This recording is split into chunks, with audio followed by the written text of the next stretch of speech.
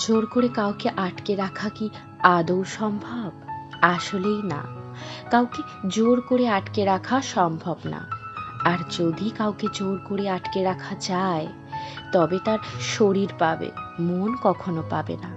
তাই রবি ঠাকুর বলেছিলেন, বেঁধে লাভ নেই, উড়তে দিও, দেখো দিন শেষে ফিরে যদি তখন আঁকড়ে রেখো। এই কথাটার গুরুত্ব সত্যিই অনেকটা। যার যখন যাওয়ার সে এমনিতেই চলে যাবে, তুমি হাজার চেষ্টা করলেও তাকে ধরে রাখতে পারবে না। আবার যার থাকার সে এমনিতেই থেকে যাবে, তুমি হাজার চেষ্টা করলেও তাকে সরিয়ে দিতে পারবে না। এই যেমন তুমি শেষ পর্যন্ত থেকে যেতে পারলে না, খোলা আকাশে উড়তে উড়তে নতুন সঙ্গ ধরলে। প্রথম প্রথম তোমায় খুব মিস করতাম, তোমার একটা মেসেজের আশা নিয়ে চাতক পাখির মতো অপেক্ষা করতাম। তুমি কখনো বুঝতেও পারোনি তোমার এতটা অবহেলার পরও তোমায় ঠিক কতটা ভালোবাসতাম। তুমি শুনতেও পাওনি তোমার জন্য গভীর রাতে কিভাবে মুখ চেপে কান্না করতাম। আমি তোমার থেকে সরতে না চেয়েও এক সময় সরতে বাধ্য হলাম, কারণ আমি তোমার থেকে সেদিন বারবার অবহেলা ছাড়া আর কিছুই পাইনি।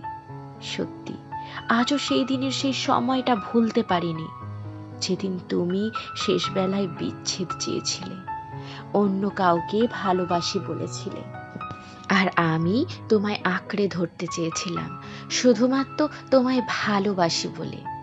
কিন্তু তুমি আর থাকলে কই। তবে তুমি ভেবো না তুমি জিতে গেছো, কারণ যে ঠকায় সেও ঠকে। অনেক সময় কেউ জানে যে সে ঠকছে, তাও সে ঠকে। হয়তো কোনো একদিন তুমিও আমার মতো ছটফট করবে, কিন্তু ভগবানের কাছে প্রার্থনা করি সেদিন যেন তোমার কথাগুলো শোনার জন্য আমি আর জীবিত না থাকি। কারণ তোমার ভালো থাকার জন্য যে তোমায় মুক্ত করেছিল, সে তোমার কষ্টের সময় কি করে তোমার কষ্টটা সহ্য করবে। তাই আমি চাই তোমার বিচ্ছেদের আগেই আমার জীবনের সমাপ্তি ঘটুক।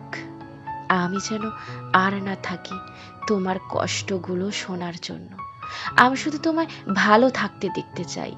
আমি এভাবেই যেন তোমায় ভালো থাকতে দেখতে দেখতেই চলে যেতে পারি।